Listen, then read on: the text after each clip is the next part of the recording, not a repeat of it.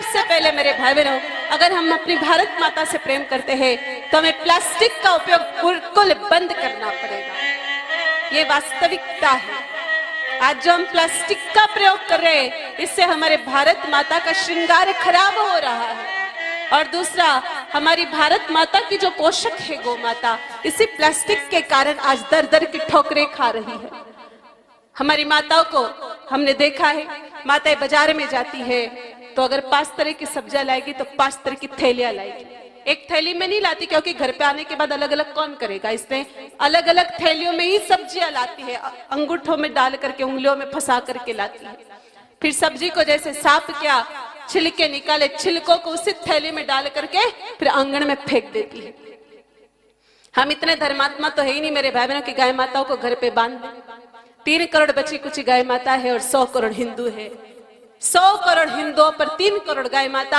आप सभी व्यापारी लोग अच्छी तरह से गणित लगाना जानते हैं, मुझे पता है। 35 लोगों पर एक गाय माता आती है, फिर भी वो रोटी के चक्कर में मेरे भाई बहनों दर दर ठोकरें खाती है। फिर जब भूखी प्यासी वो ठोकर खाती है तो उन छिलकों को खाने के लिए वो गौ माता उस प्लास्टिक की थैली को भी निगल जाती है। और प्लास्टिक विघटित नहीं होता है तब मेरे भाई बहनों पेट ही पेट में रहता है, फिर खाना पच नहीं पाता, आंतें खराब हो जाती है। फिर गोबर भी मलद्वार से नहीं निकल पाता, गोबर भी नाक के द्वारा निकलता है। बहुत सारी गौ माताओं का गोबर हमने नाक के द्वारा जो निकलता हुआ देखा है ना, वो उसी का परिणाम है, क्योंकि उनके आंतों को हमने खराब कर दिया प्लास्टिक के कारण। वो आंतों में प्लास्टिक जम गया, वो विघटित नहीं हुआ, वो डिस्ट्रॉय नहीं हुआ है। उसके बाद में मेरे भाई बहनों गाय माता तो खाना पीना ही बंद कर देती, क्योंकि आंतों में माल जब तक जमा हुआ है तो वो पचाएगा भी नहीं और भूख भी नहीं लगेगी। उसके पश्चात मेरे भाई बहनों गाय माता जो गोलोक पधार जाते हैं, गाय माता का पेट फाड़ने के बाद 70 से 80 किलो प्लास्टिक की थैलियां मिलती है। अब बताओ, एक तरफ तो प्लास्टिक इस्तेमाल कर रहे और दूसरी तरफ 3-3 फीट ऊंचे ऊंचे छलांगे लगा करके भारत माता की जयकारे लगाने वालों, ये कौन सी आपकी मातृभूमि की भक्ति है? ये कौन सी भारत भूमि की भक्ति है? हमने प्लास्टिक बैन कर रखा है, लेकिन प्लास्टिक का इस्तेमाल खत्म नहीं हुआ है और दिनों दिन बढ़ता जा रहा है। शुरुआत खुद से करनी पड़ेगी। अब आप इंतजार करोगे कि भाई मोदी जी बताएंगे ना फिर लोग बंद करेंगे, तो ऐसा नहीं होता है। शुरुआत खुद से करनी पड़ती है। आप खुद बाजार में प्लास्टिक की थैलियां ले जाना बंद करो। आप कुछ नहीं कर सकते, कुछ मत करो। आप रोटी नहीं जिमा सकते, गौ माता को रोटी मत जिमाओ। आप घर पे गौ माता नहीं ला सकते, मत लाओ। लेकिन अगर जीवन में हम प्लास्टिक का बिल्कुल भी इस्तेमाल बंद कर देंगे तो मेरे भाई बहनों आज के जमाने इससे बड़ी गौ भक्ति और कोई नहीं है। ये सबसे बड़ी गौ भक्ति और सबसे बड़ी राष्ट्र भक्ति भी यही है आज के जमाने की। तो हम प्लास्टिक का प्रयोग नहीं करें, कपड़े की थैली ले जाए। और देखो, जितने भी आप मेरे सामने बैठे हो, कहीं ना कहीं समाज में आपकी प्रतिष्ठा है, और प्रतिष्ठित व्यक्ति जो काम करता है मेरे भाई बहन, समाज उसका अनुकरण करता, अनुसरण करता है।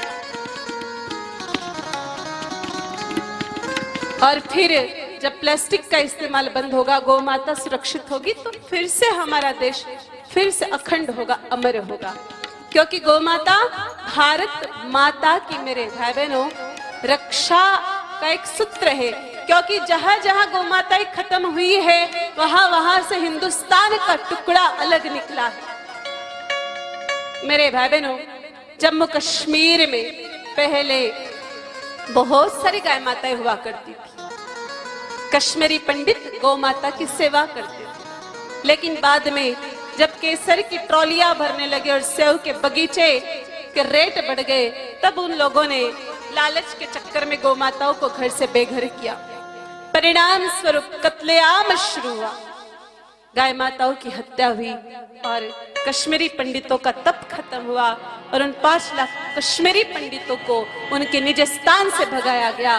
वो कश्मीरी पंडित दिल्ली के सड़कों पे जमे और कटोरों लेकर के बैठ गए।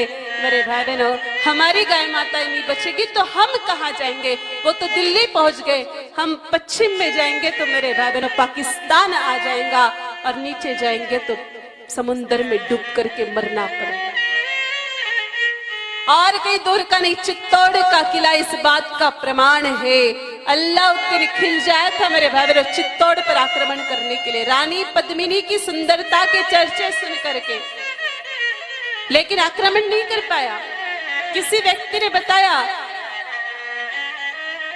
कि इन राजपूतों की शक्ति कालिका मां के पास है, क्या करेगा, गोमाता का खून लगा दो, इनको सब शक्ति खत्म हो जाएगी। सब्जी बेचने वाले औरत के साथ गोमाता का खून भेजा। चित्तौड़ के किले पर गौमुख कुंड है मेरे भाई बहन, उसमें वो खून मिलाया, राजपूतों ने स्नान किया, शक्ति क्षीण हुई। उसी दिन अल्लाउद्दीन खिलजी ने आक्रमण किया और 16,000 रानियों को लेकर के फिर रानी पद्मिनी ने आत्मरक्षा के लिए, गरिमा की रक्षा के लिए, चरित्र की रक्षा के लिए जोहर किया था।